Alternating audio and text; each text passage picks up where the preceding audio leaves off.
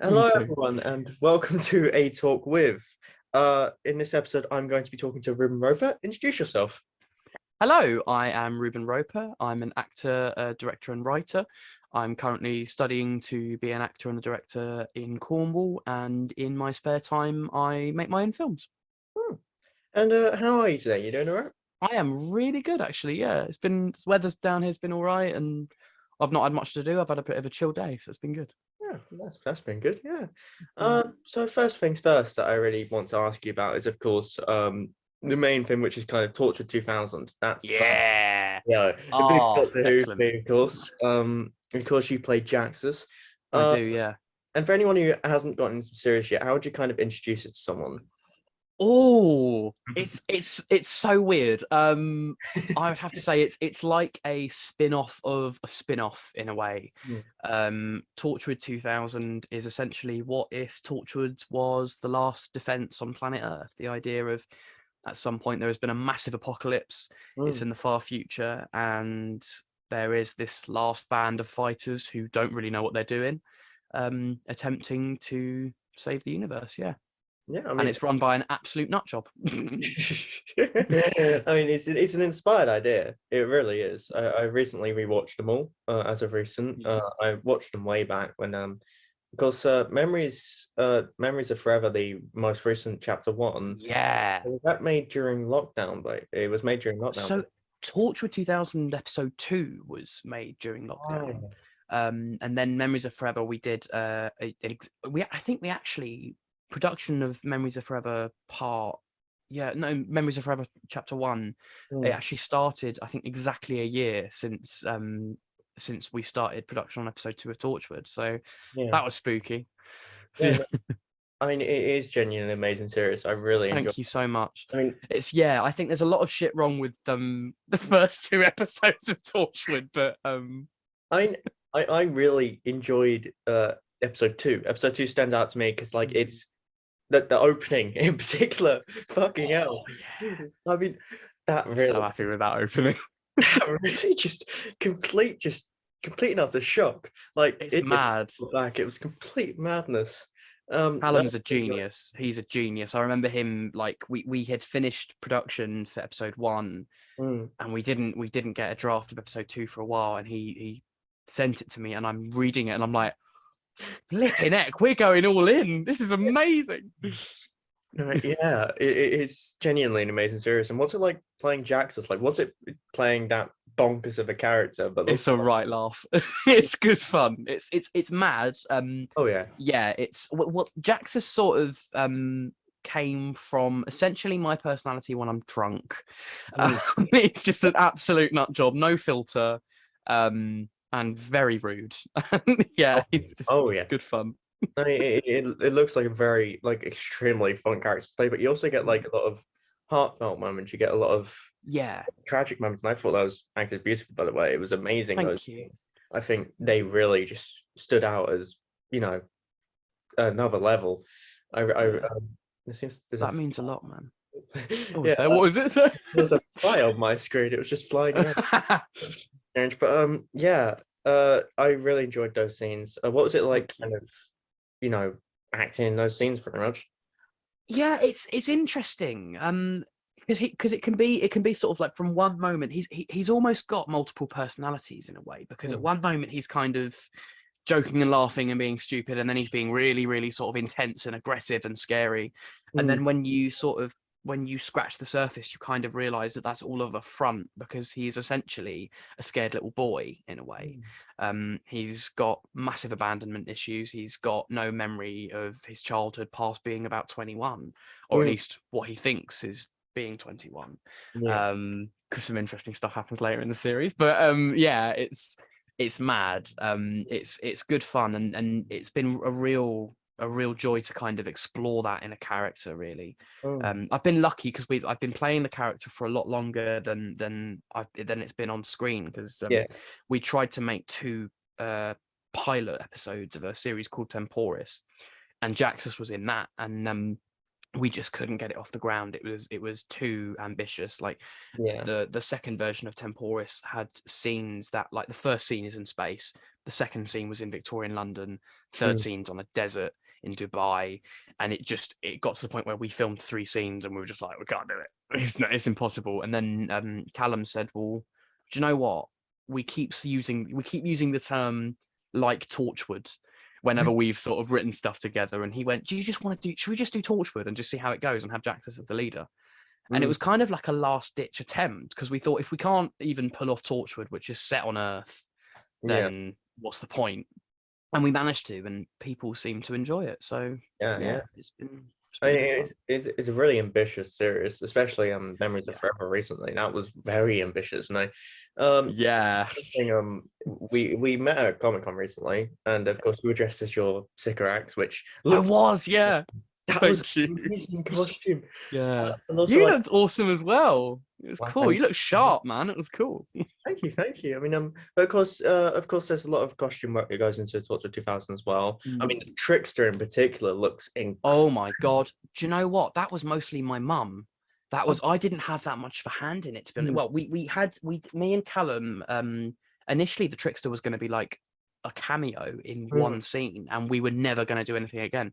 And I recorded, like, because when I was a kid, when we used to play Sarah Jane Adventures in the playground, I always played the Trickster. I was always being the Trickster because I used to pick up voices quite well when I was younger, like Daleks and things like that, and I picked up the Trickster quite well.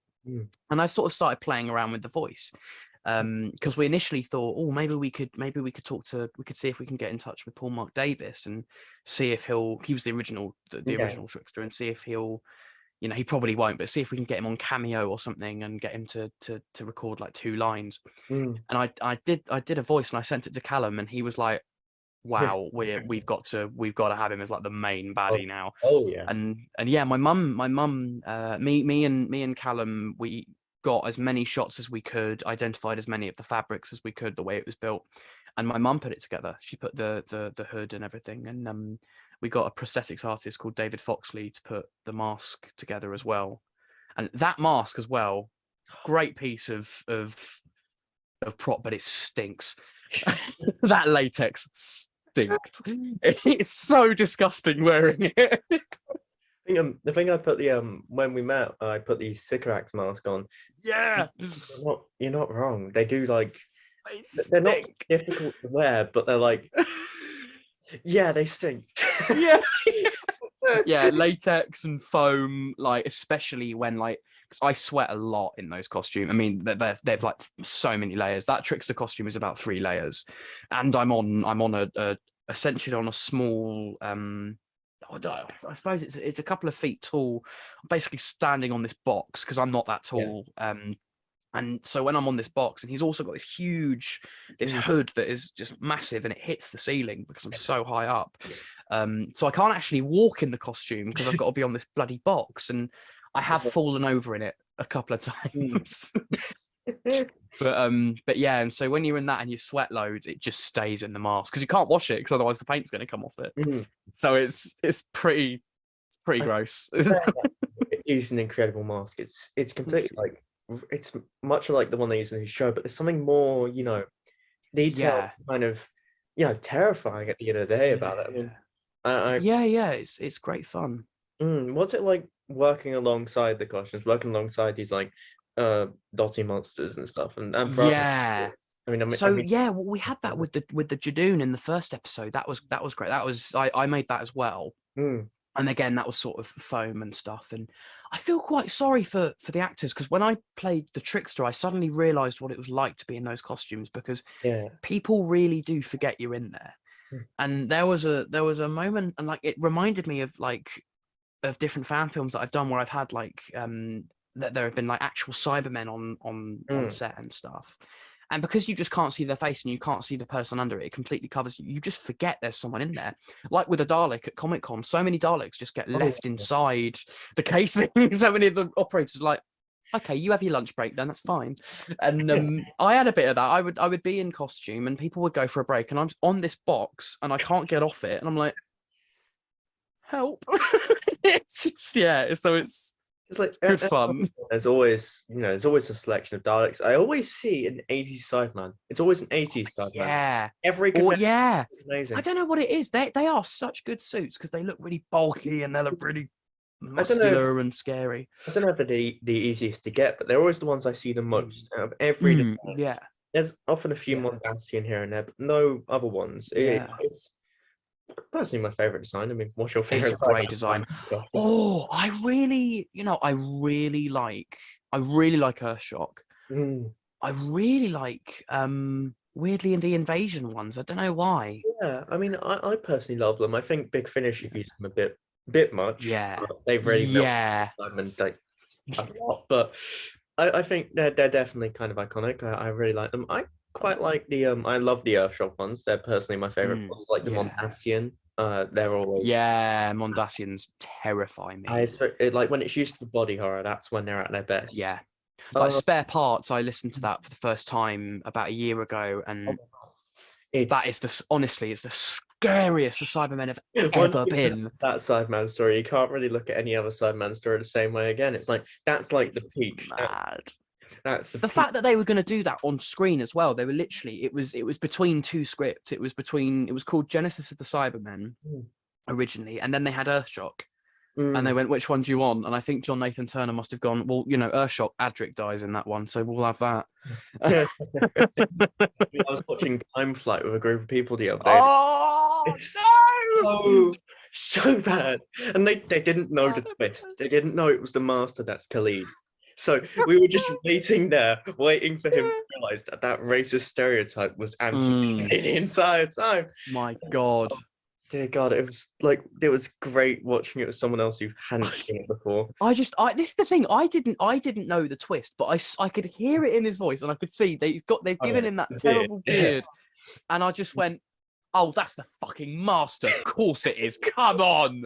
And he turns into him. I went, "Knew it." Somehow they managed to be more racist than Talons of Wang Chiang.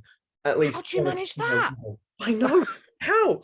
Like it's that episode is just bizarre. It's so I don't even know, but it makes for what even were the monsters as well? The Xeraphim, wasn't it? I believe they invented Chameleon as well. That's a bit of what? Yeah, like the Master got stuck with them, and then Chameleon. It's a whole thing. It's like we'll find out in the centenary that they were the people behind the Timeless Child, won't we? Oh my God, that'd be... I know. I believe that they were I don't know, it was were they going to, I believe they were going to Heathrow for a documentary recently. I believe that may have been for the season 20. Yeah. Oh, that's going to be good. Yeah, I think they went to Heathrow and they went to Amsterdam as well because of Arc of Infinity, is it? I think. Yeah. Yeah, so that would be cool. That's an interesting watch. It's not the best of episodes, but it's interesting. It's not amazing. I rewatched it because the Review of Death reviewed it, and I went, I haven't watched that, and I ended up watching it, and it's not terrible. Not terrible. It's a bit boring at times, but it's not awful. I mean, I kind of grew up with it in a way because they would always put box sets together of the most random stories, like stories that they couldn't sell, and they put it with another. Yeah. And I got that one called, I think it was like Tegan's Stories or something. Tegan Tales, yeah. So weird. It was such a weird pairing, and so I grew up with quite a lot of the shit stories because I'd often get. So I grew up with Warriors of the Deep, Time Flight. I didn't grow up with Time Lash, surprisingly. And I've still not seen Time Lash. It's interesting. I'll give it that. It's like all these episodes are bad, but they're also very entertaining. So in a way, they're not that bad. Yeah, you've got to enjoy them for their badness. It's only when Doctor Who's boring that I think that it's irredeemable. When it's something like Praxius and it's just like I actually don't care about this story, or I'm trying to think of a classic story that's like that. I often go to Underworld. I really don't. Oh my God, what even happens in that? It's just like, is it over? I only ever watch it when I'm on a marathon. The Web Planet as well. Like 6 parts of pure boredom. It's just not talking camp, but it's also I fell asleep during it on my first watch. It was my first classic episode, and I barely got past episode 1. I was 8 years old, and I barely got past episode 1. You poor soul, that being your first episode. I thought literally, it was awful. Warriors of the Deep was one of my first. I think that kind of desensitized me to shit. So I actually considered it quite good growing up. Yeah, I enjoyed that as a kid. I thought it was quite exciting that you've got the Sea Devils and the Ice War, not Ice War. What am I on? And the Silurians teaming up. And it's like this big kind of crossover from those two stories, and then it just ends really abruptly. You would have watched them too before. Yeah, that was cool. Box set, but at the same time, you could tell they were just trying to sell Warriors of the Deep. Yeah. Which they did have those things where they'd be like, "Listen, no one is going to buy this when it's on its own. They're going to have one look at that and go, okay, can I just have an animation, please?" Yeah, I mean, that's another classic episode that I don't really enjoy. The Reign of Terror. Oh yeah, it drags on. They animated it as well. It's just so like it's the worst animation by far. Yeah.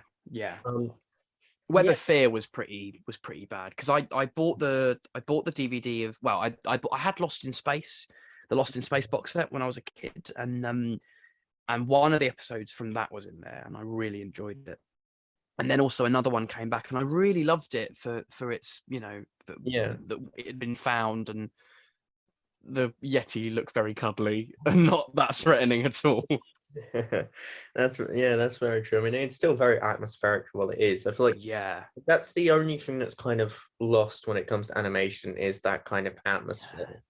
Everything's got to be lit, and whereas when you look at like some of the original footage from the Web of Fear, it's like it's so spooky, and it makes you scared to go on the end. Yeah. Don't get me wrong, but at the same time, it's not. It makes for a good substitute, and I'm not, on like any of the people involved. They put a lot of effort in, but at the same time, if it were between that and kind of audio and like telesnaps, I'd probably go for the telesnaps for the most part. For some of them, I quite like watching telesnaps. There's something about, I think, because I used to when I was younger, because they had them on back when you had the classic Doctor Who website, and you had like the telesnaps that you could watch with the audio, and you could like click through it. I used to love that. Yeah, I didn't really grow up with the telesnaps, as per se, because like my first 60 story was Tomb of the Cybermen, so that was all good start. Yeah, it was a pretty good start actually, because that was my first 60 story, and then I really didn't delve into the 60s all that much growing up. I don't know why. I mean, I watched Tomb of the Cybermen quite a lot of the time, but I just wasn't. I was more. I don't know why, but like more people are interested in color stuff when they're growing up. I don't know what it is that kind of set that up. It's like, which I think's a shame, because there's some great stuff on, like looking back, I watch stuff all the time now. It's some of best Who occasionally. I mean, you have your Daleks Invasion of Earth. You have I loved that. I bloody loved Daleks Invasion of Earth, and I loved the original Dalek story as well. I mean, the original one does drag on, but I bought it in the beginning box set, and I just it melted my mind apart. It was so exciting. I loved it. I think I also watched. I think after Tomb of the Cybermen, I got like this. There was this book about like all the regenerations, and they put like the DVDs in there, and it was insane. Yeah. And they had like the best episode of each Doctor in a way. Yeah. And like I watched 10th Planet, and then of course the War Games, which I don't know if I got through as a kid, because that is a mammoth of an episode to get through. And then I go through all them, and those are probably my second and third black and white stories. But I absolutely adore the classics and stuff like that. They're amazing. I always watch. There's a video somewhere, weirdly, of me. I'd had an operation on my teeth. I think I'd had some teeth taken out. And I woke up to basically they'd finished the operation. I was flat out asleep on morphine, and I woke up whilst sort of knocked out on, I think, either gas and air or morphine or something. And the reason I woke up is because there was a little telly next to it, and there was the DVD of More Than 30 Years in the TARDIS playing, and I woke up and went, hello, and I was watching it, and I'm watching that. That literally woke me up, and it's like, if I was ever in a coma, all they've got to do is play that fucking documentary. I absolutely adored More Than 30 Years in the TARDIS growing up. Like the specifically shot bits with like the Brigadier and the Autumn, the ending. And Susan. The kid going into the TARDIS, that ending. That makes me cry.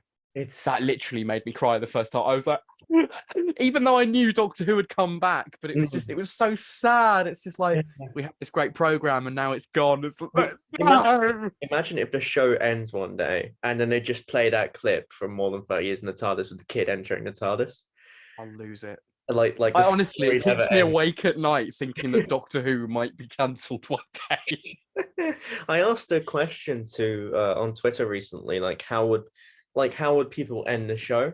Because I feel like it's interesting, like listening to people kind of pitch their story ideas. A lot of people just said redo Survival. And I feel like it's all well and good redoing Survival, but at the same time, I want want something massive. Yeah, and I want some.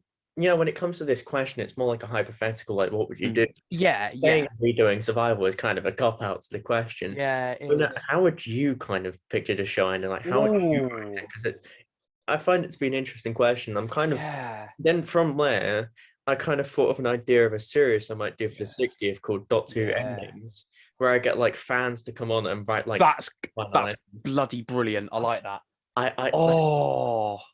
If I had to end it, there'd be two possibilities. If it was an ending on TV with the possibility of one day it will probably be brought back. And there's also another version that, like, if it had to end entirely, if there was like a law passed in Parliament that there will never be another piece of Doctor Who merchandise or film or anything ever made, you'd have to kill off the Doctor and have someone like the Companion or someone like Susan coming back. It would have to be something like a big story where stuff that's like questions that haven't been answered since the 60s, characters from the early days of the show or throughout the show that we thought we'd never see again kind of coming back. Kind of like the idea of that when Russell T Davies wrote the webcast, the Farewell Sarah Jane Smith, and like everyone is at her funeral and it's like all of the people she knew, all of the companions, the monsters are in it somehow, like that kind of thing. That's so made me cry. Genuinely. Man, that was amazing. It was amazing. And Ace has got K9 now as well, which makes me wonder, is K9 going to show up in the centenary? We can only hope Chibnall listens to Farewell, and we can only hope that he kind of, because like I don't know if they were working on what was that around, when was Farewell released? Was it 2020? 2020, yeah. Would have been before the centenary started filming, so I have full faith that he might have listened to it, and if not, Russell Davies will probably he'll do something. Yeah. I have a theory that maybe some of the 60th anniversary companions, some of the centenary might carry on into the centenary, the 60th. I think it might be like the beginning of it in a way. I think it's going to be like in the way that Name of the Doctor was. That literally could have been, in a way, it would have been a bit of a letdown, but that in a way could have been a bit of a and then like say story. Say 13 regenerates in front of like Ace and Tegan. What happens if like Ace recently is meeting 10 in Big Finish? So would she recognize him if 13 regenerates into 10? Oh, that would be interesting. That is if there's some coordination, of course. My God. That would be insane. I mean, that would be cool. Do you look forward to Centenary in the 60th? Yeah. In all honesty, I think. Excuse me. I think the kind of when I saw the trailer, at the end of Legend of the Sea Devils, I actually cried a little bit when I saw Ace, because Ace is a massive deal to me, and actually you can see a lot of Ace in Jaxus as well. Definitely. When I watched Remembrance of the Daleks, I think it was, I was just like, this is who I want to be. She's such a badass. Oh my God, I love this character, and I really relate to her. And so seeing her back is it's like it's a dream come true. But because they've just not promoted it, it's like I'm beginning to. Callum said to me the other day, do you think maybe it's just really shit? And the BBC are like, just don't promote it, mate. Have you heard the rumour that they're calling it dry? that because of bloody Coldplay. If that happens, I'm done. I swear. If she regenerates to Coldplay, I'm going to be like, oh my God. I do understand the reasoning, and I understand the reasoning behind Jodie covering it. It's very emotional backstory, very Oh, it's beautiful that she did. I think it was her nephew, wasn't it? It was amazing, and very beautiful, but I just don't think an episode of Doctor Who should be called Dry.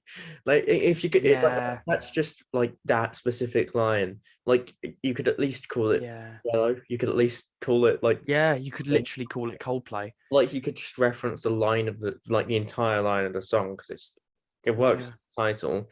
yeah, But you know, if it is called Try, I mean, I yeah. really won't mind in Well, the end. there's a rumor ages ago that Jodie's going to drown. That's going to be the thing that kills her doctor. She's actually going to I mean, drown. if that's the case, then it'd be kind of ironic if it was called It Dry. would be ironic. Yeah, drowning dry, man. But like, That I quite like the idea of that because I think it would have been actually cool to do the regeneration in a then different way think where about it. they're drowning and If they, the sea explodes. then again, if you think about it, how does turn left work then? Because the Doctor died by drowning. Yeah, he died by drowning. Didn't. Maybe Yeah, maybe he held back regeneration back then. They could add that. maybe. Or he wasn't ready to go. Maybe, or like I don't know, maybe fire with the drowning. Maybe I don't know. Yeah, That'd be an maybe. interesting one, and I That really, would have been, yeah, like just everything going at it. yeah, Yeah, I that would really be cool. would you know like a different regeneration effect. It's Oh my God, yes. I uh, miss the days where you used to get a different effect, a different type each year. and like That I would be cool. really loved the hallucinogenic like Davison like looks, Yeah, and the vibe. that is fascinating. And even though it's not necessarily the best of generations, even like 6 to 7, that was quite cool. Yeah, that Wig. was quite, yeah, sort of kind of thing was quite cool. But I think the most specific one that I think is underrated is 7 to 8, the I Frankenstein. love that. I love the idea that his bones are restructuring and like sticking out of his face. It's like, ooh, it's Is really, it's cool effect, man. I was obsessed with the TV movie growing up. Like I loved the oddities, like this, like the Yeah. pushing movies, the TV movie. Mm. I was like drawn to Spoofs and these, things like that. I these love are, like those. these are things that stood out, and like Yeah. especially like McGann and stuff, because TV movie was the Mm. thing back then. It's like, and then Mm. I was kind of obsessed with like the figure adventures on YouTube, and like I loved those. there was, For me, they're canon. I fucking love them. They are the yeah, coolest. I think there Batman was March like is a genius. incredible work from Batman. There was one that I grew up with in particular called the 10 Doctors. Like it was a figure animation with them like Yeah. meeting Morbius and such, and Morbius. I Yeah. was fixated on that. What a great idea. That was, I remember like when he goes, and I, Morbius, and he comes out and it's like, what? Like that was so surprising. That was like, that's the last thing you'd expect. You thought, oh, it's not the Master again. Oh my God, it's Morbius. That's amazing. I know it was. I Such a think like great a idea. lot of the things that I grew up with that kind of inspired me were called the 10 Doctors. Like there was one by Babel Color Yeah. that I was I obsessed love that. with. I love that so much. That It was awesome as a kid. That was the coolest thing. blew my mind. I watched that all the time as a kid. I treated it official. I treated it like it Yeah, was yeah, solid gold. They're redoing it, I Mm. believe. They are remaking it as like the Timeless Doctors. They're calling it I now, like that. That's and cool. it's like Yeah, got Babel proper Color's CGI, incredible. proper VFX. They're going fully into it. They're making the whole Damn. fucking movie. I believe they've got like That's cool. Delgado in it as well, and they've got like Jacoby. They've got like some of the actual people behind the scenes who've played the Morbius Doctors to do their voices. They've got Nick. Oh my God. They've actually got Nick Briggs to voice the Daleks. It's That's canon then. Holy shit. That's literally canon. Oh they're my constantly God. working it to flux and everything, and it looks insane. I only found it out recently, and it was like, bloody hell! I mean, it actually Yeah. looks and feels official. I think they've even got like a scene of like confirming that I think it was Ian McKellen is a Morbius Doctor now. I mean, that's dream casting. I love that. That's amazing. I had that idea actually. I had an idea that I originally thought Centenary was going to be like Flux was going to end with Jodie stepping into that house that was being pulled apart, because the idea that her other cells are in that house living in different rooms and Yaz has to go and get her out. but she has to go in and she meets a load of unknown doctors that are like champagne casting only for one scene. Like they've got Ian McKellen, look, it's one day of filming and we just need you for one scene, and you will give you this costume and we'll put this work into it. And so you've got the people who should have played doctors, and you could have people like Mark Gatiss and people who have played like oddity doctors, like Lenny Henry, Richard E. Grant as the Schalke doctor.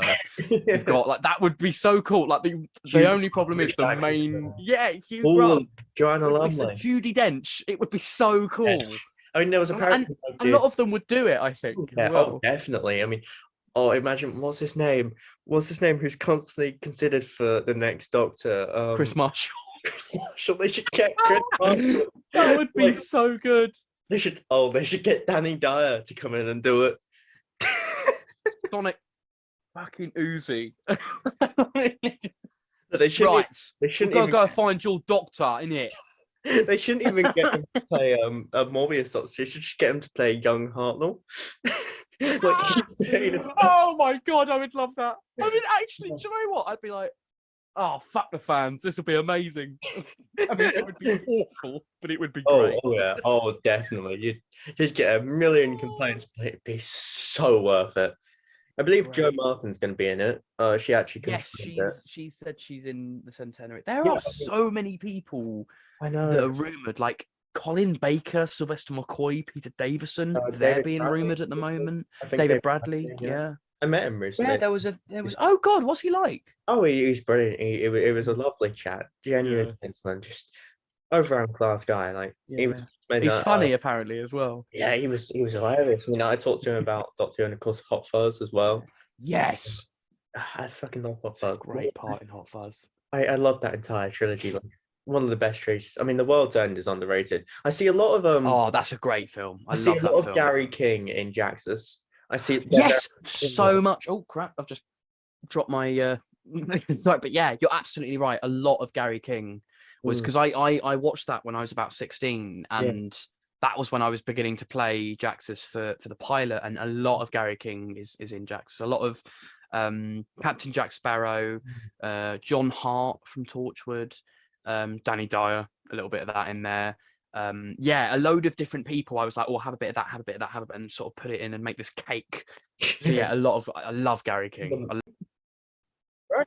So of course, like you're just discussing Gary King and how incredible that trilogy is, and how I do see a lot of those characters in your in Jaxus. I think a lot of fan film characters, a lot of fan film creators, we're just doing this for fun at the end of the day, and a lot of us a lot of characters that we love into it. Like I'm making a fan film at the moment, and a lot of what goes into my Doctor is a lot of characters that I like, as well as a lot of myself as well. I've been watching a show recently called House MD, and it's I love House, and I've put quite a bit of him and what he like similar struggles, what he goes into my Doctor, and that'll be excellent. So he's quite dry and sort of like doesn't really seem to care, but obviously there's like behind it he does. There's a lot of struggle there. There's a lot like I feel like it was like I don't want to spoil too much about my film, but it was like a lot of he just doesn't want to be in pain. I think that's the main thing because he's got like pain in his leg and a lot of emotional pain as well. And then the show is kind of about him, kind of I take it in a very different direction, but I feel like a lot of us put a lot of just what we love into our roles, and a lot of what shows and movies, even like recently that we've been watching, that kind of inspires us. And moving back to Jaxus, I mean, obviously, some spoilers for Torch 2000 and many are going to be discussed here. I mean, apparently we have permission to talk about some certain upcoming events, but before we get into that, I kind of want to get into like the idea of Jax's backstory that's been revealed so far, because it's a very well put together, very brilliant backstory so far, and I specifically like the character of your sister. I feel like she is amazing. Oh man, that's my favorite character in the whole show. At first, for some reason, because I thought I was thinking like, who could she be? Who could she be? And at first, I thought she was like another incarnation of Jaxus. That was my first. Oh, that would. Damn it! I should have done that. That was my very first. That would have been awesome.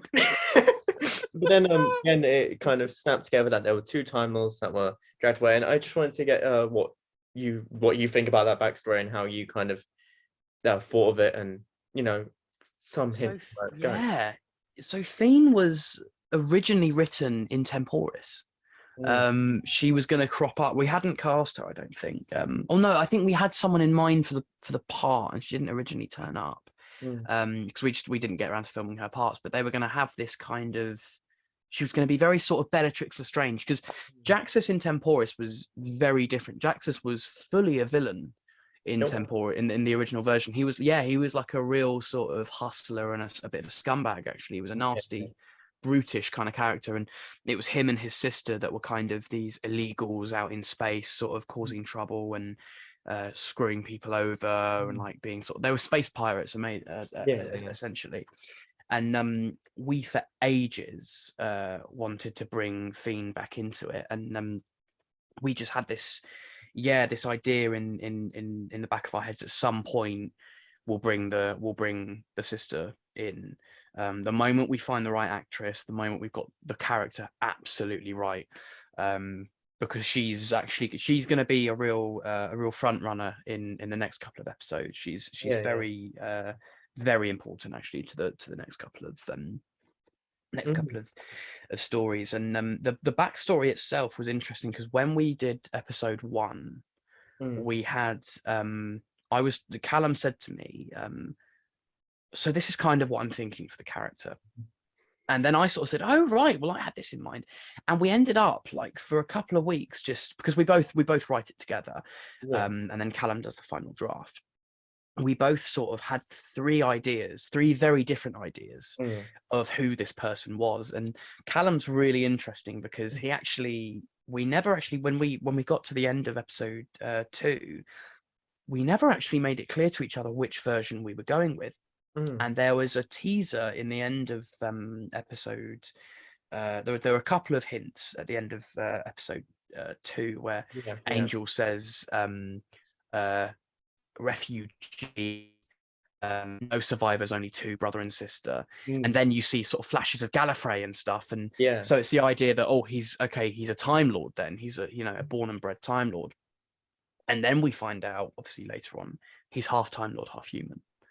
And so there are lots of sort of questions that goes, okay, well, can he regenerate? Can he not? Can he just live forever? What's that about? And are there others out there? And so bringing Fiend in was essential to kind of widen that idea. And so now the story of that backstory isn't just Jaxus's, it's actually also hers, and it's them both figuring out. So he's not as alone as he was anymore. So that's exciting. And going into, because we've got a lot of, there is someone asked me the other day, is that it with Jaxus, because he leaves at the end of chapter 1. Hell no, there's a lot more coming.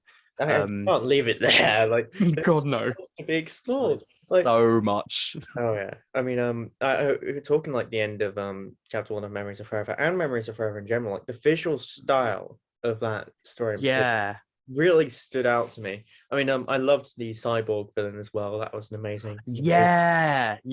Oh, Ralph, what a great character. Like the ending of the futuristic city as well. Just honestly, that's all I have to say. That is all Callum Trevitt. He is a genius when it comes to CGI and things like that. Well, this is the thing. Like, episode 2 is actually not going to have Jaxus in it. I'm not in that. I'm directing it, but I'm not in it. Very nice, very nice. We're actually bringing in the Doctor. Yes. We have a new Doctor that we've got another one. A new actress is coming in. I'm not allowed to say who it is yet, because we'll be hopefully revealing that soon. But she is amazing. Of course, Memories of Forever is kind of listed as a Doctor Who saga, not solely Torchwood. I think that's one thing that just to make clear in this conversation, like it's Doctor Who and Torchwood. It's sort of it's more of a collection of stories of these different characters. So we knew from the beginning that the Doctor will be in some of them, then it'll be other characters. It's like if RTD did a series that had one episode of Sarah Jane, one episode of Elton from Love and Monsters, and then you have the Doctor in a couple of them, things like that, like stuff like that. So it's sort of random oddities of the Whoniverse being brought in together. I'd really love if Russell Davies brought Elton back for the 60th. I'd love that. I'd be open to that. I really want Mark, who plays another him, is Ursula amazing. So bring back him in. as well, paving Slab Ursula. That's a spin-off waiting Fans will to happen. lose it. That is a God, spin-off waiting to happen. Elson is literally. I mean, it'll be 18 rated, but yeah. yeah, definitely. Me and the paving Oh, slab, God. man. But so what kind of lies in store? Because of course it's a very character-driven story, Memories of Forever, Yeah. and there are a lot of villains kind of set up in chapter one to be a Yeah. specific. Of course, the trickster being the main one, Yeah. and of course you have the Weeping Angel, which Yeah. very exciting. Absolutely love the Weeping Angel in that, by the way. And then there's I don't know if that's the last we'll see of them, but there's kind of like an Adam type. Yeah, that's really interesting. That was fascinating. Well, we got Kieran M. Jenkins. He said he wanted to do an episode of Torchwood 2000, and we were like, well, we're doing a series that carries on the narrative from it. We'll write you in a character. And it's definitely not the last you'll see of the character I themselves. think They may yeah. be a bit different in the future, The thing but they I will love be back. about all the villains in chapter one is that they're all psychological. Most Yeah. of them linked to memory, which of course plays to your Yeah. So the Weeping Angel, that's psychological. The Adam, that's very psychological. Yeah. Like, very, very interesting section. Of course, you have the setup of the Daleks and everything at the end, which is less psychological, but of course, you don't need to solely base it on psychology at the end of that. Yeah. A huge threat. But I really look forward to seeing more of the Trickster. I mean, Thank you. really underutilized villain in general. Yeah, I mean, he's a perfect Torchwood villain. He's perfect for scarier TV. I mean, he's terrifying in Sarah Jane. It's amazing that they've not used him in Doctor Who since. Well, I mean, yeah, that might be something to do with the creator being a bit of a scumbag. Yeah, bit of a shame, innit? I mean, separating the stories from the writer, of course, those are some of my favorites of all time.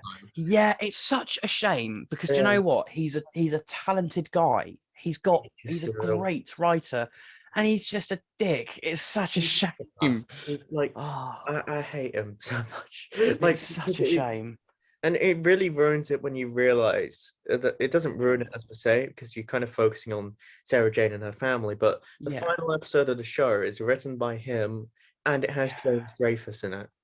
So and you just think, bloody hell, it's just a great big two fingers to the trans community, and it's such a shame. It's a real. I don't know what it is at the moment with a lot of people in the limelight being hugely transphobic. I have no idea. I don't know whether it's a genuine hatred or a petty attempt at staying relevant and staying trending on Twitter.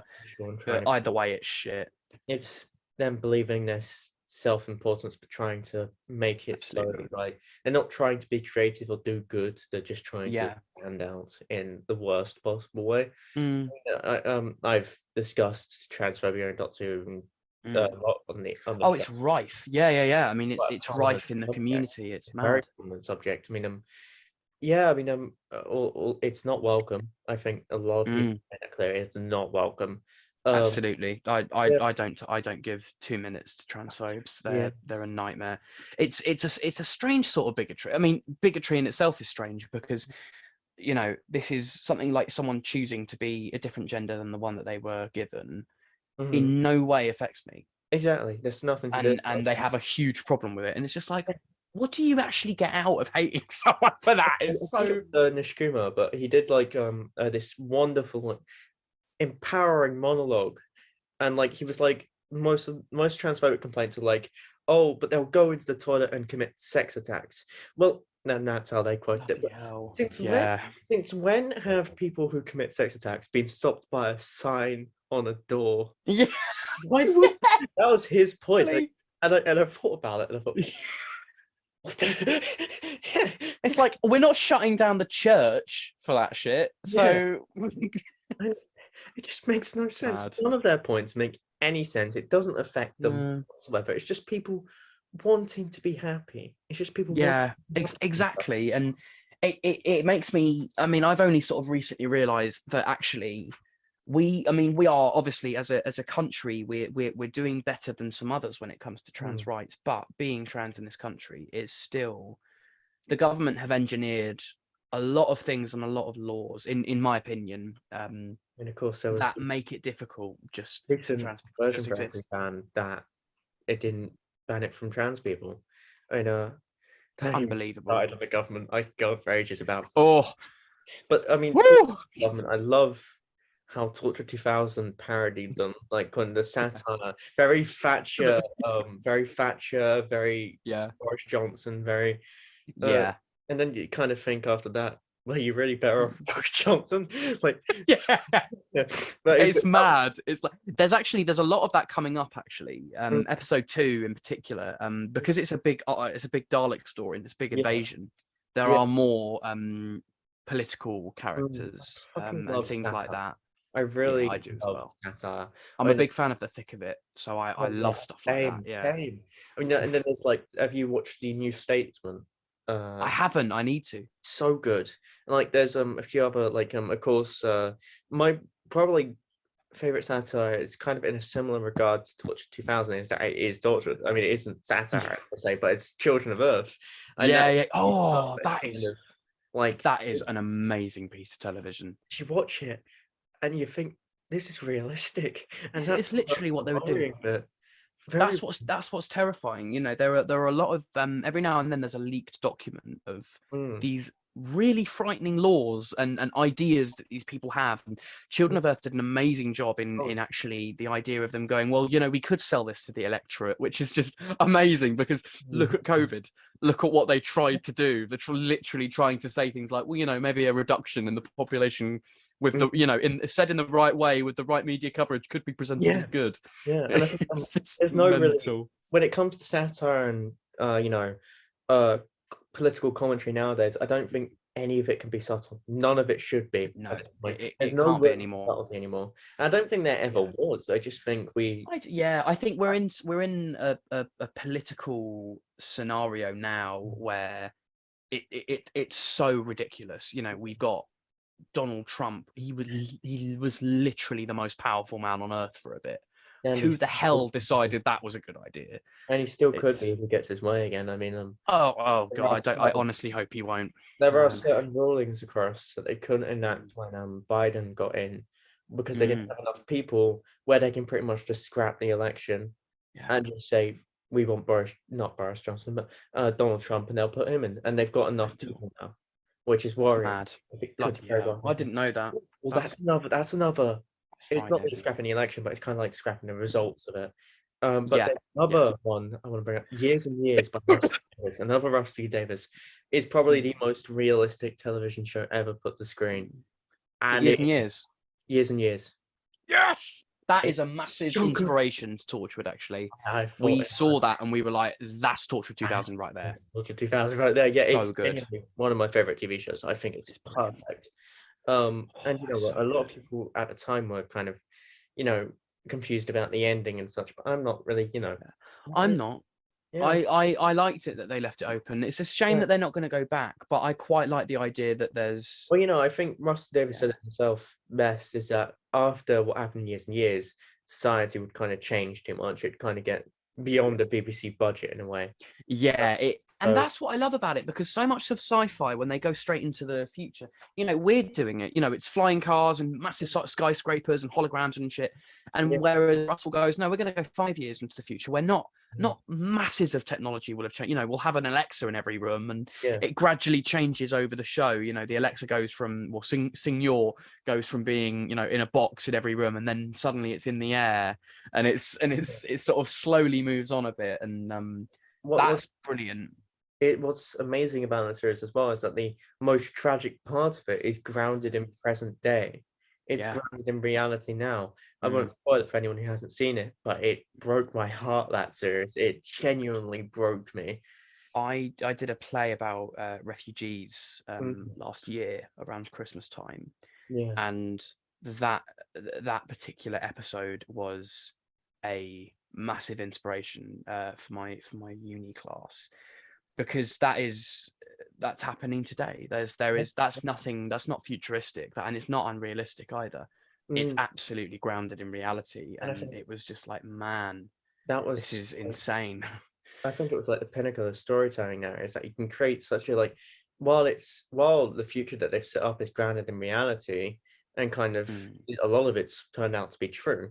Yeah. I was rewatching a few clips from it the other day because they've taken it off BBC iPlayer and such, so you can't really find it anywhere apart from DVDs and such. But I was rewatching it the other day, and like, so much of it's happened, so much of it's going. It's mad. It's insane. It's mad. And like, yeah, that series in particular, amazing. And going back to Torchwood 2000, I loved like how the actress played it as well. Of like the Pippa is amazing, and like the twist as well with that was done excellently as well. Thank you. Pippa was great. She terrified me, to be honest. She's like she is the loveliest, warmest, kindest lady in the world. She's so nice. And then she got into hair and makeup and got into costume. And I had originally in my head imagined that Jaxus would be like, yeah, what? Come on then, like really get in her face. And she had this stance and this energy around her where she sort of just turned around and stood up and was looking, and I was like, and you can see my shoulders going up in the scene like that, going, oh my God, I'm terrified. It was so frightening. She got so into character, and it was so like, oh, it was just incredible. And like, she's in West End now. Expressions. It was so factual, right? It was so like, you could tell it was just so Thatcher. Yeah. And it was like this. It was the idea of like this alien has looked over all of British history to find a disguise and has picked her out, and then has picked out bits of this and that to put into this sort of this form. A soup of British colonialism and imperialism.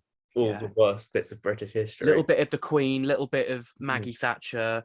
Just all sorts of different people in the way that she talks, and like because it would have been quite lazy to just direct it as just literally a Maggie Thatcher impression. Yeah. Whereas there was much more of of someone that actually it wouldn't be surprising to see someone like that on telly, you know, doing a speech in front of 10 Downing Street. Yeah. So it was interesting to do that. I mean, most of the prime ministers we've had have been like that. I mean, I saw a lot of Theresa May in her as well. There was quite a bit of Theresa at the time, and even like Boris Johnson to a degree, because like that kind of like, I imagine that's what Boris Johnson is like once he's lifted like the clown kind of makeup. Once he's removed, he just has that his media personality is gone, and it's just a thing of I don't care. I just don't care. I kind of and that was where Jane Cavan came from. This sort of thing of really apathetic politicians that just they don't care if your kids are dead. They don't care if you're without food. They don't care about you having to go to a food bank. The world's ending, and we're going to give you all valedictory packages, and you're all going to die, and I'm going to be fine. That kind of horrible sort of dark. It was amazing. It was beautifully written. I absolutely loved it. Callum is a genius. Honestly, Callum he's an absolute genius. And you know, especially for like, you know, the visual aspect of it as well. Everything is just so well put together. I could genuinely see that going onto screen as like official. I think. Thank you. Honestly, that really means a lot. And I love. It's hard sometimes. I love how kind of fan films can often do that. Of course, there is something sort of lovely about the low budget side of things as well. I mean, I'm in that as well, and I've talked to a lot of low budget like films, and I don't think budget ever matters. I don't think it does either. No, I think it's just at the end of the day, it's about having fun with the characters you've written or like the characters you're playing, and I think that's the main thing. And I think it's obvious you're having a lot of fun with Jaxus. I think it's a character you can't possibly not have fun with Jaxus. He's just there are so many things I can do with that character, and it's like playing the Doctor in a fan film. It's why ever since I got a YouTube account when I was way too young, and like since I was like 6 or 7, I was on YouTube, and I saw so many sort of quite early fan films. So I saw things like Time Tunnel Media, and I saw stuff like Devious that goes years back, but then also things like Trinity Productions and Five Who fans and Time Agent blew my mind apart, and things like that I just absolutely loved. And I grew up on Five Who fans as well, and the Renegade Master, Mr. every so often, banger. They're constantly parodying Stephen Moffat, especially during the 50th, like the fact that Hartnell wasn't coming back. It's where he breaks into Stephen Moffat's house to get rid of a DVD. And like so good. It was genius. And then they like do the parody fan films, which Yeah. are, like incredible in their own right. And then they Yeah. do the Doctor versus another Doctor. Yes, I love that. It's I really David Tennant versus Tom Baker, and it's basically Broadchurch. I really want to get some of them on this show because that'd be insane. I really want to That'd reach be out to brilliant. Tracy in particular because I grew If up you with, get Billy Tracy on this show, I know he's been on a few you've hit the jackpot. I know he follows me on Twitter, so I've got to ask him. He followed me recently after the Noel Clark stuff and me going on that space. Yeah, So yeah. I have to ask him. That would be a dream come true because I actually almost met them once because I was at like it was like I think it was like the Doctor Who Festival 2014. It was like Of course, they went and did some videos there, didn't they? yeah, and they were all standing near like they were media, and I just met Jenna Coleman for a photo shoot, which I have the most embarrassing picture with because like Adam Mum told me to try and smile because I wasn't really much of a smiler. Still not that much of a smiler myself when in photos. And like I give the most forced smile on the photo. It's a crooked smile. It's like proper all over the place, and I look like I don't want to be there. Do you know what? I'm the same. Whenever I've had like pictures with Doctor Who stars, I always look like absolute shit. So it's like me and Peter Capaldi, and he's like doing his like properly like sort of doctory sort of look, and I'm like, looking like, oh my god! Was I got a picture with Jodie Whittaker at the convention. Damn. That was earlier on during this year, and when the photo was being taken, I accidentally, when I was trying to smile, I bit my lip. So I've just got like this kind of like it's got my lip in like you're being forced to be there. Because like brilliant. I was because my sister got into my head. She was telling me, think about how you're gonna pose, think about like all that. And then I walk up to Jodie and she just wraps around me. Like, what am I supposed to do here? Yeah, the grip and grin. It was mad. And then thankfully I learnt my lesson. Like I got a picture of like Colin Baker and Sylvester and Sophie after that. Like, Colin is funny. I've met him. Colin, I was with my ex-girlfriend a couple of years ago at LFCC, and he had just got bored of sitting there at the table.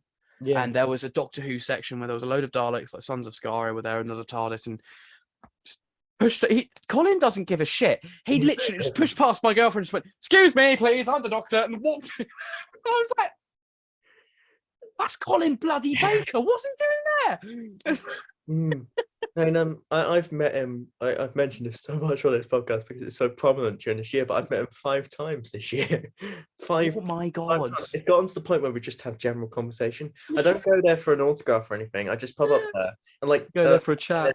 No queue or anything, and we just like have a 10-minute conversation about like how he is. Is he enjoying? Yeah. And just general stuff. It's really love it. I'd get him on this show. That would be insane. That would be. Oh my god! Can you imagine? It's the same with like. It's the same with Sophie Aldred. I've met her like 5 times. Yeah, me too. I've met her a good couple of times. Yeah. Yeah, and like the actors like that really engage with the fans. They really go for it, and they're like, "I want to go to all of the conventions." Oh yeah, yeah. It's proper insane because like, I met her at the Bedford one, and like, that's a very nice convention. That one I find. She was in costume, wasn't she? Not for that one, I don't think. Because there was one at some point. Her and Sylve were both in costume. Yeah, that was a more recent one, very recently, a few weeks ago now.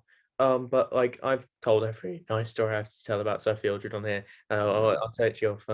Actually, no, I think it was at the one where I met you actually in person. Oh yeah. I'll tell you the story after this recording is finished. But yeah, Sophie's wonderful, absolutely wonderful. Yeah, she's lovely on this show as well. I know she does a lot of podcasts. She's all around. She does, yeah, and she's actually. I heard a rumor somewhere that she is involved in. I don't know whose it is. I think I remember reading it on Twitter and going, "What?" Apparently, she's involved in a fan film at some point. Well, she which is a fan film in the past. She has been in a fan film. She's been in Doctor Who Velocity as a voice cameo. Of course, yes, she was in that on the phone, wasn't she? Oh, that was so great. It was so tragic, like how they revealed. I really hope we find out what happened to Ace in the centenary. I hope that question is answered. I'd really love that. At the same time, of course, Big Finish have done a lot of work with that. Yeah. But of course, Charitable Earth, her book, kind of covered that in a way. So I don't really mind them not. That's a spin-off that needs to happen. It's the same with Tegan as well, because like there was a Big Finish audio she did. I can't remember the title, The Gathering, where it had like Yeah, that was great. in 2006 and meeting the Fifth Doctor, and it revealed she had cancer. So that was quite fascinating. Which is hardcore. I think I believe as well. Janet Fielding had cancer at the time. Yeah, and so it's a real kind of connection. It's like it's mad when they do stuff like that. Like apparently Dodo. Oh, there's ended up man, like she apparently died in a mental institution. I was talking to this about this another time, but apparently Joe Grant died in a house fire. Dodo, no, yeah, she ended up in a mental institution. There was, she was there's a lot happened to her. Apparently, she didn't actually get an STD. That was kind of made up, kind of over misunderstandings. Apparently, maybe she got it in another novel though, so maybe she did get an STD. Man, that's also, mad. So much shit happened to her. So much, like she was really good for it. Thankfully, in a more recent re-release of that novel, after like 20 years, they kind of rewrote the ending. Good. They got like 12th Doctor in to kind of save her in a way. Oh, that's lovely. And according to the writer, he was asked during a convention whether that was the 12th Doctor during his time working at a university. And apparently he just said if that lines up, so people just sweet. That's cool. I like that. That's cool. Of cool. course, she still went through a lot of shit in that novel, and I've really not forgiven the writer because there are certain companions and monsters and everything that kind of got hated on at the time. Writers just go back to Mel in Big Finish is amazing. What a cool character! Like she's badass. Writers can often lead vendettas against characters, and I don't personally like that. I mean, I don't. One funny one where it was, like the Borat from Time Lash, and like it turns out because at the end of that story, it's kind of revealed that he becomes a Loch Ness monster. Oh my god! Yeah, I've got to watch Time Lash. I'm gonna watch it tonight. I mean, one of the novels just clarifies that by saying like it's not relevant to the plot whatsoever, but like two Gallifreyan agents just went back and shot him. Just went back and just straight up just shot the shit out of him for no reason. It was not relevant to the plot whatsoever. They just decided, what? While I'm here, I like it when they do that. But, I think people realized after the Wilderness years and after a while that they don't want to listen to their favorite characters or like Joe Grant dying in a house fire in 2050. That is not the way you want to. Oh god. Joe Grant will live forever. Oh, yeah. Joe Grant will always live forever. I mean, this is similar to Sarah Jane, really. They always both live on. There's a rumor that Joe's going to be in the Centenary as well. Apparently. I hope so. There's apparently going to be a scene where it's like a massive like conference call where all of the old companions have just like from home. I really hope William Russell comes back as Ian Chesterton. I would love that.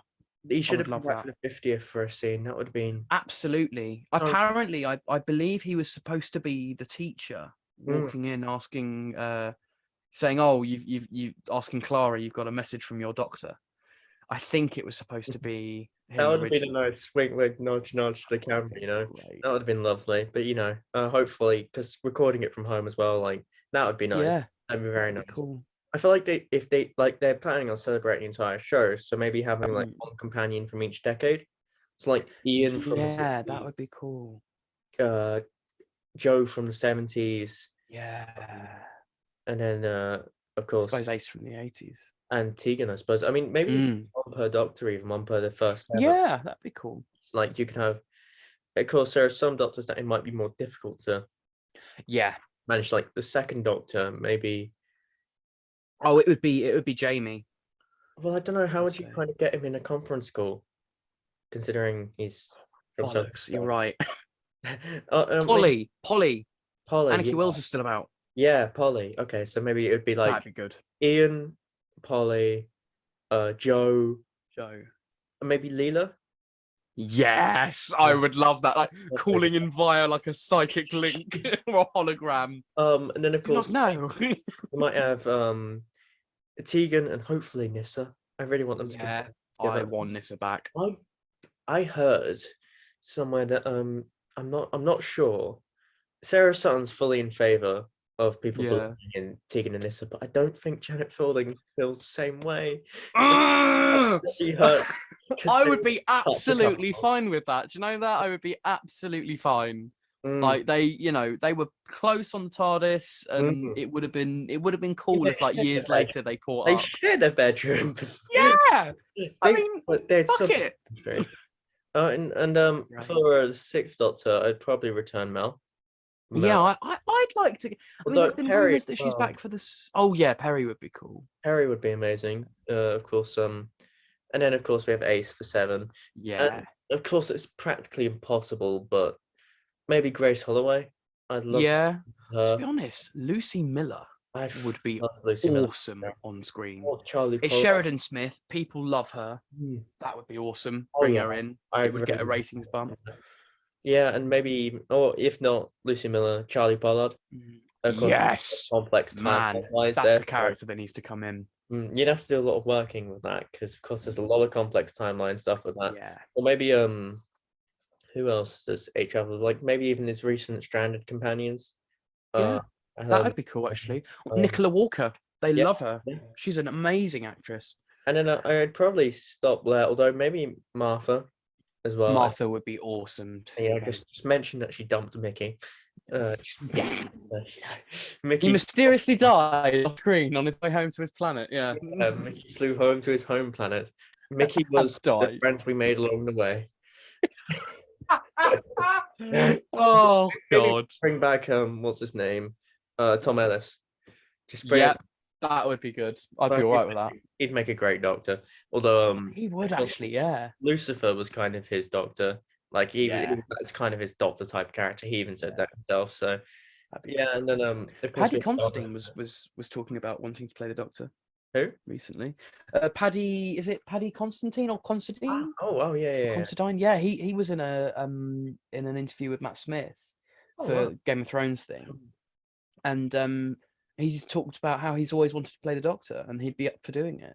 And you got Matt Smith next to him going, "Oh yeah, he'd be great," and I'm like, bloody hell, that could happen, and it would be amazing. Like, what I'd love out the 60th is, I know people are kind of bitching about it. Oh, like the centenary is celebrating more of the show than the 60th is. But like, imagine if you had like the centenary celebrating all of Classic Who, and then you have the 60th celebrating all of New Who. Because the 60th, love that, isn't as much a big deal as the 50th.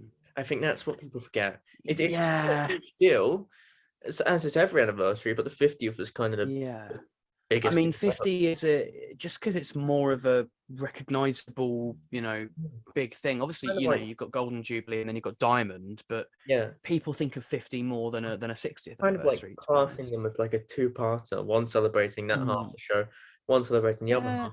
Of course, I'd love for them to do a short celebrating the wilderness years with like maybe Rowan Atkinson returning to the role. Yeah, bring in Richard E. Grant. That would be such a ballsy move if one day they just put them back in the role and they didn't explain. They just don't explain how they're just there for one episode. Yeah. And I mean, even turn Lenny Henry into the role. Just have him back. God, yeah. Do you know what? I am so looking forward to the stuff you're doing with Lenny Henry's Doctor. Because it was written quite a while ago. It was written by a good friend writer of mine named Reese Dell, and he wrote it quite a while ago. And it's just, and I hope to do more of Lenny Henry's Doctor. And that's narrated by. I'm that close to cosplaying him. Honestly, it would be so cool. I just don't know where to start with how I cosplay him. It would just, it would be. That's one Doctor I want to cosplay. Well, technically 4, but the Curse of Fatal Death costume. Yes, apparently they're looking at making the waistcoat soon. Yeah, Cos Daddy are putting it together. Because they've got the coat. They have the coat. Yeah, they got the coat. I'm so desperate for that waistcoat. I need it in my life. That is like literally multicolored paisley waistcoats are kind of the closest I could find originally, because I did buy one. It's somewhere in my flat. But yeah, they're making one apparently. One very obscure piece I'd like Cos Daddy to do is I'm not sure if they'd be able to, but there was a stage play Doctor played by David Banks, and he had the t-shirt, the Greenpeace t-shirt. I'd really love that because I have plans and I'd really like to use that as a kind of throwaway reference. Back, so of course we'll get on to talking about what's going down in chapter 2 and chapter 3 of Memories of Forever, but I want to talk about one story we were talking about off screen real quick, and that's how you had tea with 3 cast members. I thought that's a story worth being on. Yeah.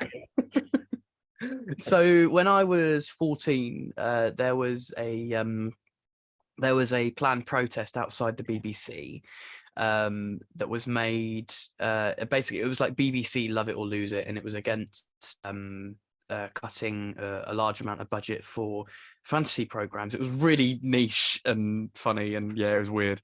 And it was on the 23rd of November, so it was the 51st anniversary of Doctor Who, I think.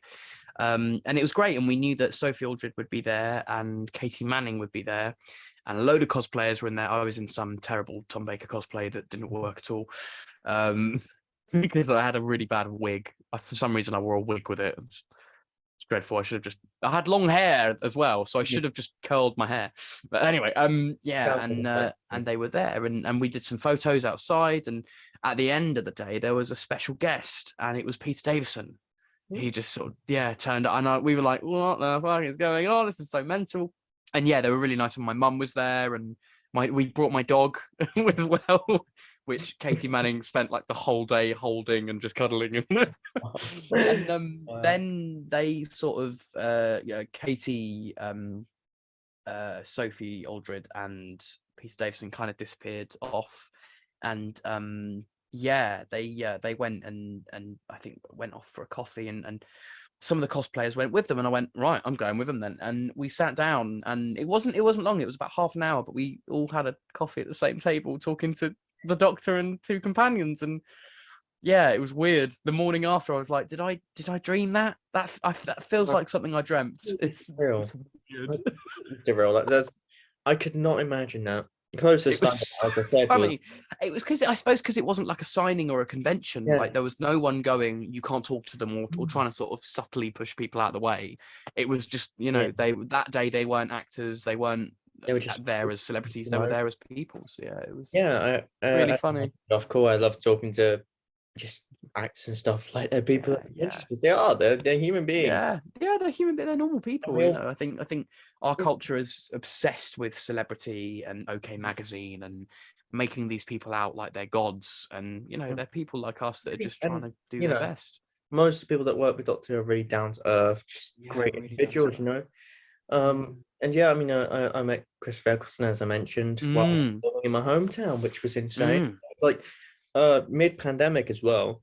So I was I'd waited outside a car park for 6 hours, which was insane because I heard he was filming nearby, and to which he was going to go there, but they were obviously delayed quite a lot at where they were currently filming, which I got there just in time because he was like sitting up there reading his newspaper and such, and I was too afraid to call up to him, too anxious, too many doubts, to me like, oh, but what if he just considers me like a rude fan or something, or what if I'm interrupting a shot they're taking? It's scary. And then, like, I tried sneaking up there, and I saw the filming and such, which was very cool, like from behind the scenes and everything, which that was very cool because they were doing a car scene and something. And then I was obviously shown out, of course, and then I saw him. I was just waiting around for a bit, looking up, like, oh, I'm not going to get the chance, am I? And I knew it was, highly unlikely. I mean, it's like £95 to meet him at a convention, get an autograph now. So much, it's insane. And like, I was just waiting there, like, it was like this DVD cover from like, it was the Dalek one, the blue one, because I was thinking about the red one, but then I thought too difficult to sign. So the blue one's an iconic image as well. You got him and Billy just like that, yeah. And so he was walking out at one point at the end, walking towards the location I was originally at, and I just stood there, complete shock, complete just anxiety driven, just not going to go up to him, just call it here, I'm going to go back to my car. And someone just looked towards me holding my DVD cover in my hand, and I just said, go to him. He's a really nice guy. He would talk to you. And then I just, no second thought, no thoughts, no anxieties, no doubts, no nothing. And I just ran, shouting his full name, shouting just Christopher. And, he turned around with a smile on his face, and we stood outside an Italian place. and he knelt down, signed my DVD, and he talked about like how we talked about what I was doing in college, how I was studying film, and he was like, "Oh, I'll be working for you one day," and he was just really Lovely, innit? really took the time out of his day to just be really, really nice. And then he flirted with a few people. Amazing. It was lovely. It was completely and utterly just a lovely experience, completely surreal. Because, yeah, and then it turned out I But it's a found, hero. It's someone that you grow yeah. up watching, and And that was yeah, 2 days those after, people are golden. People who 2 do days that, who after really give their we time, are got to the big finish. amazing. And I was just thanking him for coming back. Just saying, thank you so much. Yeah, It means the world that you're back.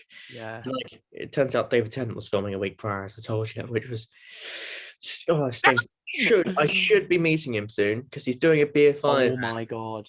and Oh my god. him and Stephen Moffat will be there doing a BFI event for Inside Man. I'm trying. Oh my god. Getting Yeah. a piece of artwork made for him, which Mm, has like his 4 doctors on like the center. His yeah. 4 doctors being Meta Crisis, main Mm, Tenant in his 60th outfit, and yeah. dressed as John Smith. So John Smith, All and of the different besides them, incarnations. Yeah. in like small circles, will be all of his Big Finish characters, all Mm, of the side characters. Because I highly doubt anyone's gone up to him and got him to sign that. Because like they're quite yeah. obscure. Because he was in like Sympathy for the Devil with David Warner. He was, and he was in X. Yeah, he's in XR. He was He in was in like Dalek a Universe. Colin one. Yeah. Not Dalek Universe, sorry. The Dalek spin-off. Yeah. Yeah. Yeah. He was in and he was also in Colditz as Yeah. yeah. So I'm gonna get all those characters kind of He was a mental patient in a Colin one as well, I think. yes, medicinal Yeah. purposes, I believe it was. Yeah. Yeah. He's good in that. Yeah. Oh yeah. And also his Karina de Schalke, Yeah. yeah. Yeah, I Gets could have that. killed the moment he's on screen. Time Owen to make that for me. Oh. Actually. Hopefully I'll get that before and get it signed. I really hope because it's highly unlikely that it's going to happen. But I'll probably walk up to the mic and say, I'll probably ask him if I get to ask him what he was like working with David Warner. Because, of course, Yeah. a lot Yeah. of people are asking him, understandably, about his work with Bernard Cribbins. Yeah. But getting to ask him about David Warner as well. While they were Yeah. working with audio, there are a few pictures of him together with Yeah. David Warner. And I really do. David Warner was amazing. Mm. And obviously Bernard Cribbins was as well. I was Yeah. devastated when I found out he had died. But tell you what, in his 90s, good life. Good life. Amazing man. I once ran up to him at a Comic-Con actually, because he was going through the corridor in his wheelchair, and like I think it was the 50th. I think I got something signed. I can't remember because it's all upstairs, and I kind of got like an autograph corridor. I've taken up half my house. And I ran up to him. I can't remember it now because it was quite a while ago. I was 10 years old at the time. But I ran up to him and he was so nice from what I remember. A lovely guy. And I'm glad I got the chance to meet him. Yeah. But yeah, going back to Torchwood 2000, of course, you've revealed to me that you can tell us a bit more about what's to come. So by Yes. yeah. So episode 2, we're bringing in the Doctor.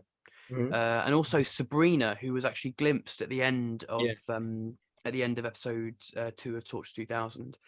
We've been working on that character for a while actually. Yeah. Because we've recast the Doctor a couple of times, and we've now got an actor in the role who will be revealing at some point. And big Dalek episode. Again, lots of kind of psychological fears and things like that. And obviously the villains that have already been seen, so the Weeping Angels will be back at some point as well. They'll be back as there'll be a lot more because they're only really glimpsed in episode 1. So they'll be back with the ending of episode 1. It was kind of flux-like in a way because you're kind of a little bit players for them to kind of appear later on. It's kind of like introducing this year's cast sort of thing. Yeah, I think that works extremely well, especially with Memories of Forever. I find that really works. We did worry, like, is it getting too busy? Is it going to be too busy to follow? But because we've got we've got a plan. We've had in mind 4 episodes over the course of 4 years. Unfortunately, we didn't have a lot of stuff ready. Usually we film every summer. So unfortunately this summer we've not been able to shoot anything because everyone has been so busy. It's just been one of those years where it's like And we got to like the last sort of the idea of like, right, if we shoot now, we can finish before August 31st, and which is our cut-off date. And we didn't even have a first draft script, so we not been able to film anything this year. But actually, to be honest, it's quite good actually, because it means we can have a lot more time to gather funding. Of course. We can plan a lot more. We've now got our script ready for episode 2, so we know exactly what's happening for that. So that's going to be exciting. Episode 3 is in the far future, in the strange city that we see Jaxus and Fiend in at the end, and that is it's going to be his journey with Fiend.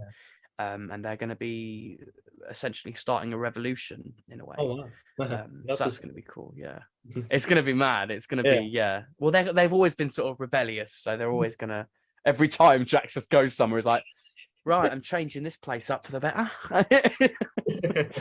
And then episode 4 is going to be mad. Episode 4 is going to be a big crossover. No, it's going to be more. Yeah, that'll be the last. Yeah, that'll be the end of the story. So it's far in the future. It's very far off. Next year we'll be shooting episode 2. Yeah, so that's going to be really, really cool. Yeah, just take your time, make it as perfect as you can. Yeah. Well, the idea of it being a number of films that are standalone, but they have a long overarching timeline. Yeah. The idea that we've almost like how when the original series of Star Trek ended, they started doing films of it that had like an overarching, or like Star Wars in a way. You've got, they're all connected in this long story, but each one is different and has got their own storyline as well. Yeah. So it has bits of that in there as well. So you can enjoy it as a standalone thing, but you can also, when they're all out, you can watch them back to back. Watch them all in chronological order. Yeah, that makes sense. Yeah. I think that's a wonderful way of doing things, and I think once it's all together, it'll piece together a really nice timeline. Yeah. The writing process has been really fun, and I love writing with Callum so much. What is your writing process kind of like? Because everyone kind of has their individual process. Vision and how they go about it, and especially one question I love asking creatives on here is how they deal with burnout and stuff like that. And that's hard. It's quite because I've been going through it recently. That's why I've been asking about it so much recently. And I just think it's such an interesting question to ask creatives, because we all have our different ways of handling it. Some people don't handle it at all and just go through it and just wait for another idea. I watch as much television, as much film, read as much as I can, and just look at stuff that I wouldn't usually look at, because the moment I go like, I'm too tired for this, and also I've lost my motivation, I've lost my ideas. Creatives, we because being a creative is always an insecure profession. I'm studying and in training to be an actor, and preparing myself for my third year of uni, and I know that after that it's going to be hard. I'm going to be without a lot of money. I'm going to have to get a full-time job whilst getting auditions and stuff. I'm going into uni myself this year. Oh, you're going to love it. It's a screen and film school, which is going to be like dedicated to kind of what I want to do. Perfect. Which is brilliant. It's going to be excellent.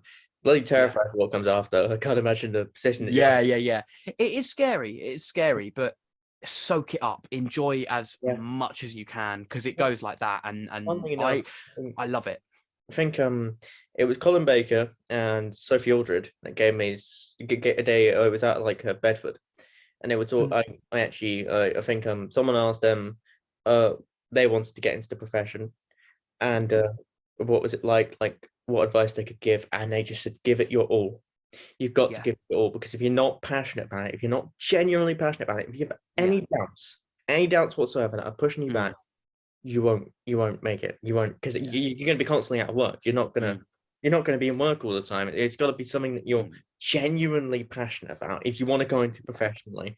And I think I've got that genuine passion. I think I've absolutely laser focus on what I want to do and what I want to do going forward. I imagine it's the same with you, obviously, because you're going into that. I mean, I've been told, like, if I ever lose my love for it, you can always find it again. And actually, there have been many times as, as creatives, we all have moments where it's like, I'm not even sure if I want to do this anymore. Because again, people online can be hard. People online can be really harsh. I think the thing is, before I was a creative, well, I was an asshole, but apart from that, I was I wanted to go Me too. I wanted to go into politics of all things. I wanted to go down that route. I even joined, like, before I went into like creative media and everything, and like I was in business. Yeah, I decided to go down because I was choosing like a level 2 BTEC because I wasn't that great at maths in uh secondary. So I had to do a level 2 first. And at first I did business, and all it was them bigging up Nigel Farage and Boris Johnson. So I immediately Bugger that. I immediately quit, and for good reason. I hated it. I absolutely bloody hated it. So I went into computing, which was also like, it was like the only option.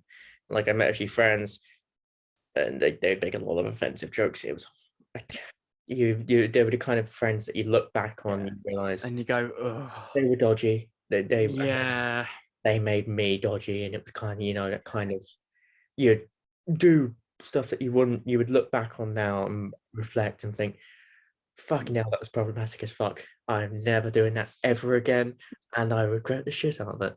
But then I kind of being creative, and I kind of found my footing and thought, these are the people that I want to be around.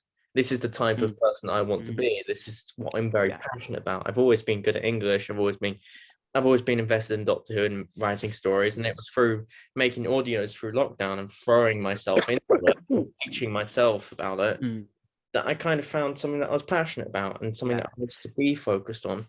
And going to uni as well, you're going to find so many more people like that. Don't get me wrong, there are going to be people who, they're there to get drunk, essentially. Oh yeah. But then there are so many other, like, so I've made some of my closest friends here, and they're so passionate about what they do, and it's great to go like, oh, I'm not alone in this. I'm also I can be a creative, and there are so many other people out there who feel in the same way I do. Oh yeah. Because even the media itself, a creative industry likes to shit on creatives themselves, and things like burnout is hard, and it's that thing of keep yourself running after it, keep going, because it is tough. Kind of have to support each other as well. Absolutely. Burnouts don't spawn from nowhere. It can spawn from going through something. I think last year I released like 30 to 50 audios. I was really went all in, and it was insane. This year I've released 7. I only counted that out recently, like a week ago, and it got me down.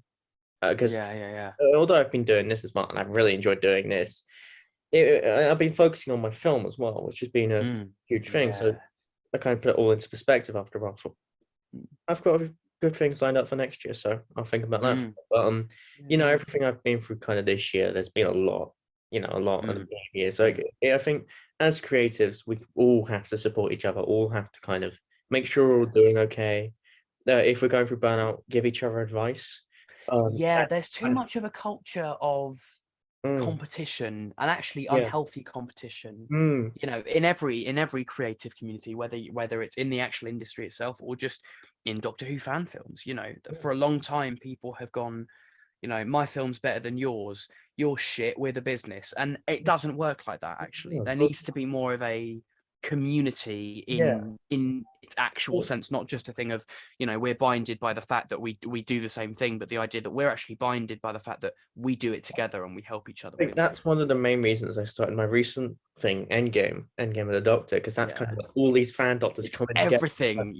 Everything from, and the rules are off, kind of thing. Kind of like you can do anything with these characters, and it's okay. You can kill off David Tennant's Doctor. Because it's an alternate universe. It doesn't matter. I mean, it's kind of in like this universe, but it's not like alternative in a way. It's kind of like the darkest timeline imaginable. Every level of shit thrown in and mixed into this disgusting soup where you've got all of these fan doctors. It can be as brutal and as nasty as you want. Exactly. It's the Stephen Moffat idea. We're gonna make these characters, the characters you love, and we're gonna put them through hell. It's like this maniacal urge to kill all your characters. Just this huge celebration of all of these fan creators and fan culture in general. Yeah. And I think that's what fan content should be. Not Absolutely. the equivalent end game, like throwing everything in and hoping the best, but of what it means to be outside the show and fans of it. You know, that's at the end of the day, we're all wearing silly costumes and writing and having, and we're doing it because we love it as well. it's fun. It's really, really good fun. It becomes like a genuine, job in a way. Yeah, the moment it becomes a chore, you've lost. Then you've lost your spirit when it comes to this, and you may as well just immediately, focus on the main industry side of it, less the fan side of it, because you've lost your spirit. The moment you lose the love for it, and I understand why certain people go, oh, this is just getting stressful now. Yeah. Because there is a real, there's a culture of, and it's not just Doctor Who fan films. It's heavy in any fandom or any sort of mentioned community. Star Trek. I've had a conversation with Jed T. Rhodes, who's a Star Trek fan, and all of the Star Trek fan films, the biggest ones, will have the updated sets from the actual show, CGI and all that. So it kind of irrelevant to even start, because you can do so much more than what was available in like 2007. Like you look at a Trinity Productions fan film, or like the really early days of Time Agent, and it's like the effects have been done in MS Paint or on Windows Movie Maker, and I loved that because I was like, what, that's okay, because actually for its time that's awesome. And now, I mean, we're looking at the the technology that they use. It's the 360 projection that they use in a lot of Marvel and Disney and Star Trek, Star Wars stuff. We're looking at that at the moment because even that is becoming available for fandom use. And so the competition is there, but that doesn't mean you've got to start like. I don't think there's any sense in that. Those MS Paint effects are still as valid nowadays as they were. Yeah, if you've got an amazing story, I remember there was years ago there was a fan filmer, and I can't remember their name, but they used to do videos of, they had a TARDIS in their bedroom, and their doctor used to wear a fedora and a suit, and this doctor was they were an alcoholic because they had been wounded by a loss. And this doctor like swore and drank and talked about sex, and it was like, what's going on here? And most of the episodes were this person in their room with their TARDIS, but the dialogue was like, this is so interesting. This is so deep. Yeah. There's no big monsters. There's no explosions. There's no location. It's the Doctor in the TARDIS dealing with a massive internal battle. And honestly, I could watch hours of that. I'd pay for it. It's so interesting. And it just shows that you can have all the money in the world to throw at a fan film, but if you've not got heart behind it, then it's not going to work. Of course, you don't just do fan films. Of course, you've made short films in the past. You've worked for your unit. Also, what's it like, kind of comparing the two processes, and just go a bit in depth into your film work?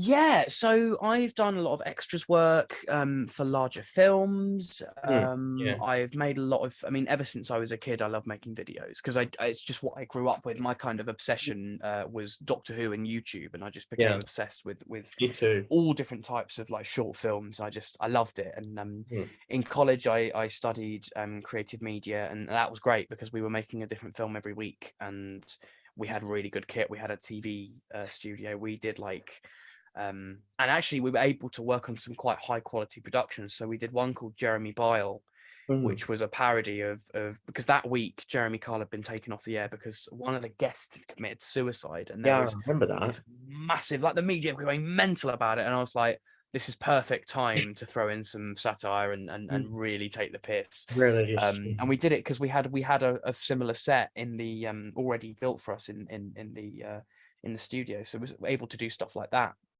And going onwards from that, I've worked with a lot of different sort of not just fan filmers, but just filmmakers making their own short films for different competitions and stuff. I've played a lot of different parts, and it's just, more than anything, it's just great fun. And obviously it raises the profile quite nicely as well.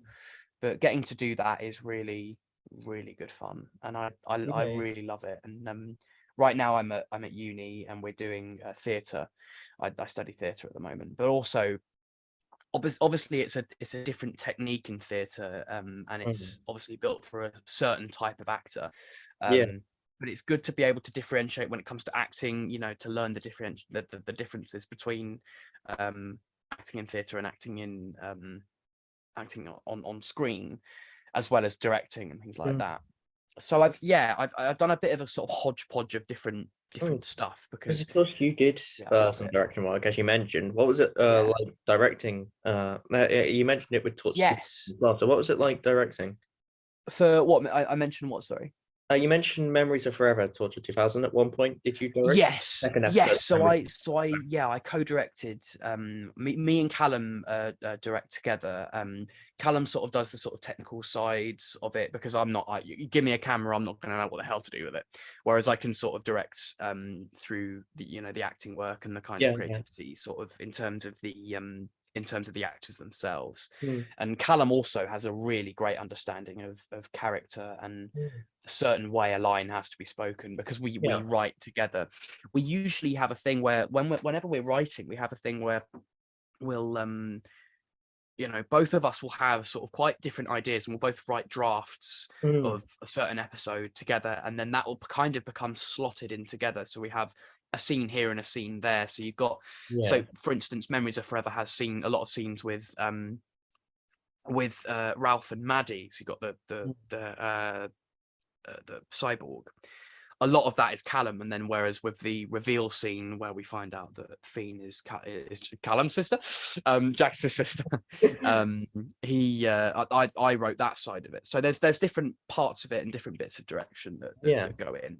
And I imagine it gives you a chance to kind of inject more of yourself into Jax's as well. Yeah, and actually myself into different characters as well, because when you've got when you're writing words for someone else to speak, you're essentially using, it's your mind coming out of their mouth, and it's fascinating to be able to sort of do that, and also to see how I have a massive trust in actors as well, especially the cast that make up Torchwood 2000. I think because we know how we work and all of that. Yeah. And, I think for the most part, it's the same with every fan film, really. I mean, if you're going to give someone a character, that immediately becomes their character, because we're not doing it for profit. We're not doing it professionally, as per se. It may go on our CVs, may go on our towards our portfolio and show reels, but at the end of the day, we are all doing this for fun. We're all injecting ourselves. It's through passion. Yeah, I love it when they're giving actors the freedom to perform their character elsewhere. Well, I know. I that's the whole point of Endgame, really. Literally, being able to have everyone. And I love people who I've got other people to write for my Doctor as well, because for my Doctor, people can inject a lot of their, because my Doctor's pretty much a bad day incarnate. And so having a lot of people kind of inject their own mindsets into it, their own. If they choose, of course, they can inject their own struggles, their own into this character, because this character can be anything. I think that's the best thing about working in fandom. I think that there's definitely a difference between that and working professionally, because of course when you're professional, working within the creative industry, you cannot take your character from a TV show and put it in another TV show for the sake of doing it. I think there are certain working in a fandom is more limitless compared to working in an official capacity, and I think that's wonderful. I love working, and even eventually when I do go more into the official capacity, I will still do fandom work for sure. I have no doubt. I think it's especially when you're working with your friends as well. Like, one of the things about my cast is that I absolutely love the bones of them. They are like my family, and so I trust them with the characters completely. I'm able to just, like, I give them a line, I'm like, I know how they're going to say it, and even if it's different to how I thought, I trust them with it completely, because that is theirs, and I want them to be able to own it, and they really are just incredible. And because each character as well, all of the characters in there have their own issues. Godric has got a really dark, brutal past from his childhood. You've got Angel, who has real issues with abandonment and has real issues with sometimes connecting to people. And also, she is constantly trying to to go, no, I can do this. I can go out and I can do this mission. There was a deleted scene from episode 1 where Jaxus we had to cut it down for time. Yeah. Where Jaxus actually says, no, I'm doing this on my own, love. And she goes, I've spent enough time in this hub on my own. I need to go out and do it. And so she kind of pushes herself. And then, Geeta's got, massive issues with her family. And, the idea that, she's had some family trauma going on, all sorts of stuff. And so I think there's all of the characters in there. Very well explored in what we've seen so far. I want to go into it deeper. I want to look at their own traumas deeper, because it makes us connect with them more. I really loved the individual chemistry with that, specifically your character Jaxus had with other people. Jaxus and Angel, for example, and one was that was a blast watching that. It was amazing. Just such chemistry and such, just you're both batshit insane in it. They're nuts. It's completely nuts, and I loved watching every second of it. And then of course it's so much fun. Yeah, and then episode 2 kind of expanded on it all, and it was lovely. It was a lovely watch. And then so many surprise deaths as well in it as well, which is, I know, I remember reading it and going, oh god, everyone is dying. Like, I was because initially I'd written some stuff with Jane Cavan, and we had to change so much stuff because of the pandemic. So that's when, I didn't know that I knew that Godric was going to go. I knew that Godric was going to die in episode 2. I knew that Angel was back. I didn't know that Geeta was going to go. And actually that day of filming was hard. That was sad, because Geeta's death caught me off guard. Like, I was sitting here actually watching it on my TV over there, and I was like, on rewatch, I was like, what the fuck? What the fuck just happened? I know, they're all gone. And it was hard to film because I love Alice to pieces. She's one of my best friends, and that moment, when Jaxus has to hold her body, there was a longer version of that scene.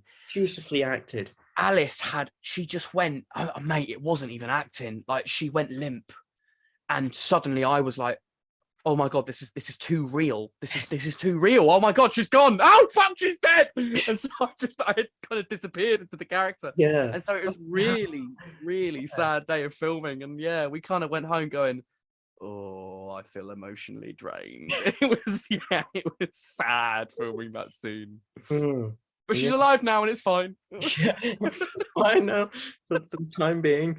Oh, blimey. Can't wait to how much shit you're going to put the characters through next.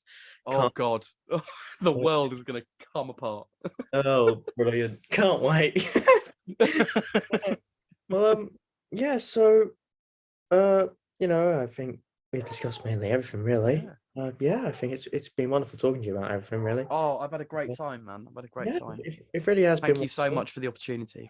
No worries. It's been brilliant. I love talking to you. It's amazing, really amazing. Yeah. If there's anything you need to plug now, by all means. I'd like to plug your channel because it's bloody brilliant. Everyone subscribe to this absolute legend. He makes some amazing content, and wow, absolutely subscribe to Rassilon Productions. That means a lot. I'll also put. Oh mate, honestly, I love your channel, and you make some really awesome stuff. You've got some real amazing ideas, and you've got a real talent for it and a real passion. That really means a lot. And of course, I'll put. Honestly, it means a lot to be here, man. It's a pleasure. That means so much, genuinely. And of course, I'll put everything where you can find Torchwood 2000 and some of your other work as well down in the description. And just it's been genuinely lovely talking to you. And of course, subscribe to Torchwood 2000 and wherever. It's been wonderful. Thanks for coming on. Yeah. Honestly, it's a pleasure. I hope we work together more. That'd be good. Of course. I look forward to it. Bye, everyone. Thank you, man. Bye.